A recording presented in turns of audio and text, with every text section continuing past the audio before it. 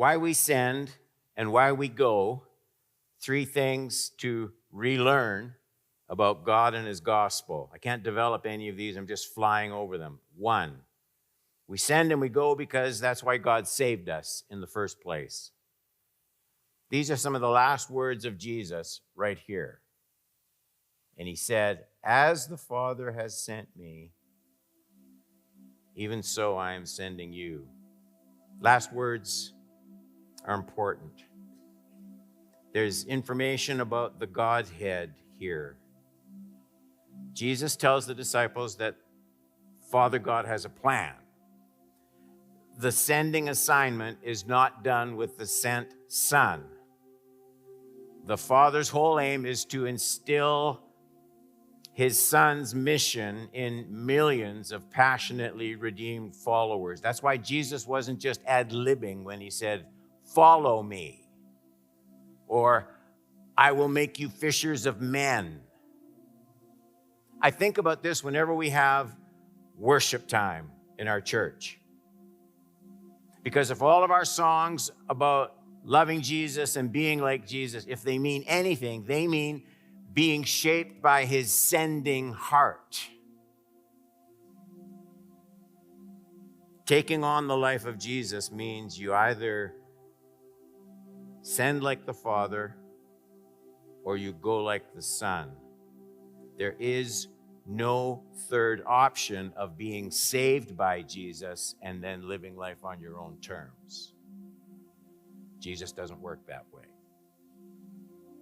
2, we send and we go because the gospel has power to save all the unreached. Let's be clear all over again. We have no fear that the gospel message won't work. Paul's words on this point are just as bold and clear as have ever been penned.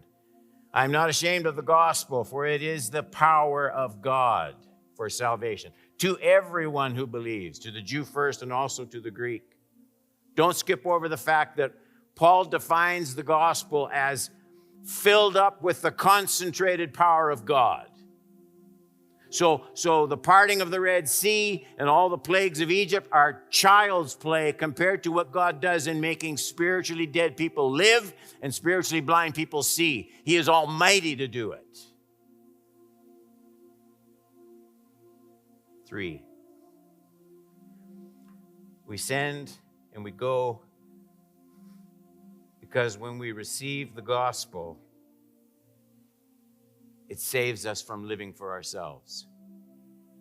That is what it's all about. If you're saved at all in this room, here's your new DNA. And he died for all. That's Jesus. He died for all. That those who live, notice, forgiving sins is not even touched in this verse. He died for all, that those who live might no longer live for themselves, but for him who for their sake died and was raised. This is what the gospel does, can't help do when it's been embraced with real faith. There's nothing static about the effect of the gospel on my priorities and my affections. The gospel comes like electricity comes. This is the power of the gospel Paul described. It does more than save me from hell. It makes me sick of living for myself. Get that? The gospel is supposed to make us sick of living for ourselves. He who died for all, that those who live might no longer live for themselves. The heart's treasure shifts from self-gratification to the mission of Jesus.